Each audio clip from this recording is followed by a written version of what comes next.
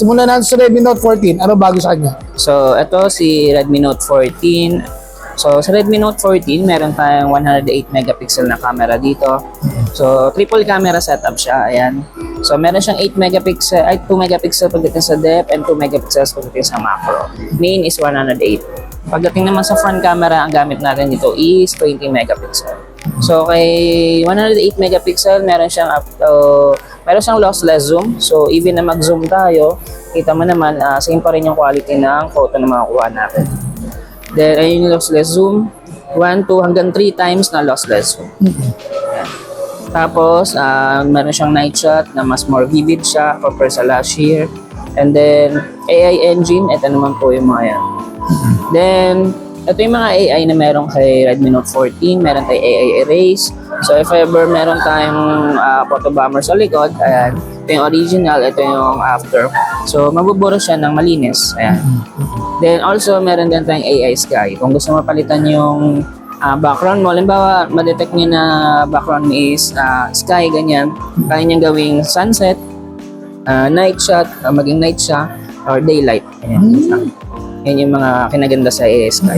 AI notification, meron din tayo. Ito yung below 10,000 kung ano, no? Ang dami mo na makukuha sa kanya, no? Yes, below 10,000. 8,999 ang presyo niya lang. 8,999 sa 8128, 8256 is 999. Available din ba sa mga ibang higher end versions nila yan? Yes. Yung sa ibang members ng series, gaya nito, dito sa may 14 5G, ganun din.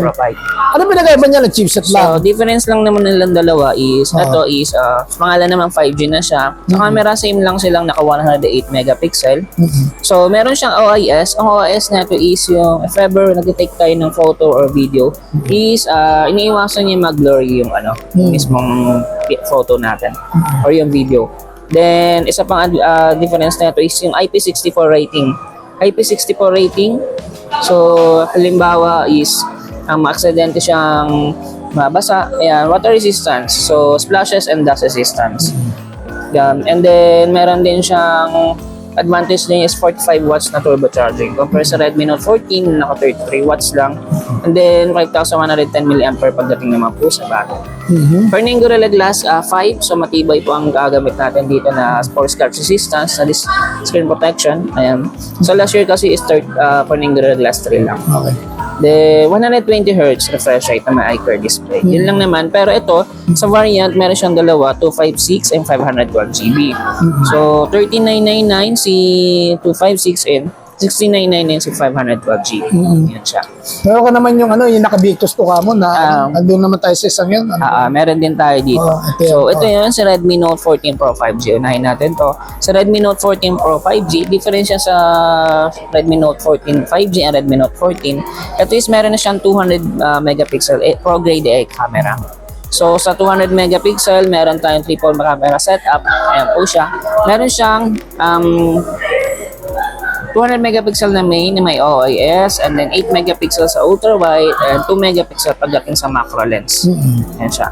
Tapos sa front camera is 20 megapixel din siya. Para sila lahat naka 20. Pinakita natin doon sa isa nagagawa niya. Yes. At higit pa. Higit pa kasi ito meron siyang mga AI Pro pagdating sa AI image expansion. So ang ginagawa niya is in-expand niya palalo yung photo. Diba maliit lang siya, tapos pinapalaki niya. Ayan. Nagkakaroon extra surrounding. Yes, extra surrounding AI. Then ito naman may AI Pro siya. Kung doon may AI eraser dito, ito yung Pro. So sa Pro mas malinis yung nagagawang burahin yung any subject or object na meron sa background. Ganun din siya, may AI film. Marami kayong pwedeng film photos or videos na pwede niyong baguhin yung mismong niya. And then AI beautification, AI ultra clear portrait, mas enhance siya, mas ginagawa niyang sharp, mas more detail yung portrait mode natin. Yan. AI bokeh yan. So if ever ginamitan siya ng AI bokeh, pwede nating ma-edit yung photo to different bokeh effects. So meron siyang ganun. And then, ito naman sa processor, mas mataas siya. Meron siyang MediaTek Dimensity 7300 Ultra. So, saka ito yung Corning Gorilla Glass Victus natin. So, isa to sa pinaka-latest na glass protection pagdating sa smartphones. So, sa Redmi Note 14 Pro 5G, meron na siya noong before. Isa flagship lang natin yung makikita. Then yung display na ito is 1.5K, meron siyang 120Hz na refresh rate ICAR display. First of its kind ba yun, yung 1.5K na yun? Meron na rin naman sa last year natin niya. Ang pinaka-first lang talaga sa atin niya, itong Victus Nacro. Pero yung eye care, yun yung para maalaga Yes, yung mo. hindi siya mas, may iwasan natin yung eye irritation, eye fatigue, mga ganun. Okay. So may dalawang variant naman tayo dito. Meron tayong 12 gig 256 na 17,999 and 12 gig 512 GB na 19,999. Okay. Sa colors, ito yung green, meron tayong purple na vegan leather, and then meron tayong black na naka matte finish po siya. Okay, at yung pinakamataas ninyo sa lahat, yung Pro Plus 5G? Dito tayo? Pro Plus 5G. So, ito yung Pro Plus 5G. So, konti lang naman ang difference nilang dalawa ni Pro 5G. Sa Pro Plus 5G, same silang naka 200 megapixel na camera. Ayan, triple camera setup din siya. Ayan. And then, meron siya IP68 water industry resistance din, 2 meters under the water, 30 minutes maximum po niya na na-test. Advantage po nito, meron siyang 120 Hz na charging. So, 120 watts na charging is kaya niya mapuno yung 5,110 mAh na battery niya in 22 minutes. Sobrang bilis lang mag-charge. Mabilis lang, 120 watts. Yes, 120 watts. Oo. And then, bago din yung processor na gamit natin dito is Qualcomm Snapdragon 7S Gen 3. 7S Gen 3 is kung mahilig siya mag-games, mahilig siya sa ine-enhance niya lalo yung mga AI system natin sa phone and then yung mga photography ganun. Kasi stuff.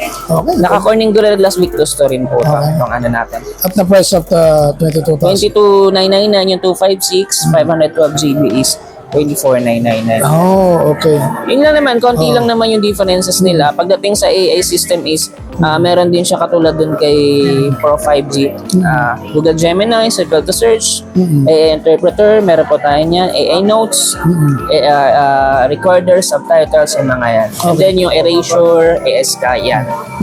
May freebies dito sa MI store niya. Yes, meron tayong ano dito, freebies. So, starting hanggang Feb 2 na lang. So, February nag-avail kayo ng Redmi Note 14 series, meron siyang kasamang Xiaomi speaker. Xiaomi speaker. Yes. So, mag-invite ka na siguro na pumunta rito sa store ninyo. So, punta lang po kayo dito sa amin sa Xiaomi Authorized Store concept dito sa may SM City, Rosario. And all modes of payment are accepted. Yes, all kinds of payment. Meron tayong cash, credit card, pwede tayong kay Gcash na G-Gives, or home credit, meron tayong Okay, pero yung warranty niya meron din, ha? 2 years warranty sa lahat dito sa 14 Pro Redmi Note 14 series. 2 years warranty, meron siyang one-time screen replacement.